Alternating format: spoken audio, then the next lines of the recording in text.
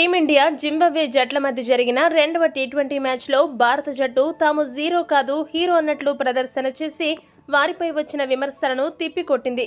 ఏకంగా 100 పరుగుల తేడాతో గెలిచి చరిత్రలో నిలిచిపోయే విజయాన్ని సాధించింది. ఇక గత మ్యాచ్లో విజయం సాధించాక సిరీస్ సొంతం చేసుకోవడమే మా లక్ష్యమని చెప్పిన జింబాబ్వే కెప్టెన్ సికిందర్ రాజా ఈ మ్యాచ్లో దారుణ ఓటమితో ఒక్కసారిగా డీలా పడ్డాడు. గత మ్యాచ్లో వచ్చిన ఉత్సాహం కాస్త నీరుగారిపోయింది.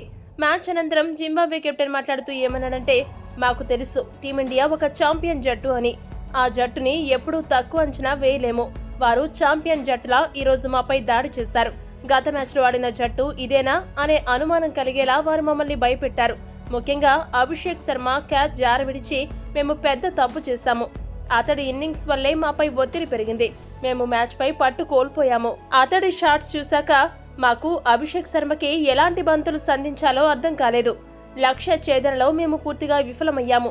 ఏది ఏమైనా ఈ ఓటమిని మర్చిపోయి తదుపరి మ్యాచ్ కి మేము సిద్ధపడాలంటూ ముగించాడు. ఈ వీడియో కనుక మీకు నచ్చినట్టయితే లైక్, షేర్, కామెంట్ చేయండి. మరిన్ని స్పోర్ట్స్ అప్డేట్స్ కోసం మా ఛానల్ సబ్స్క్రైబ్ చేసుకోండి.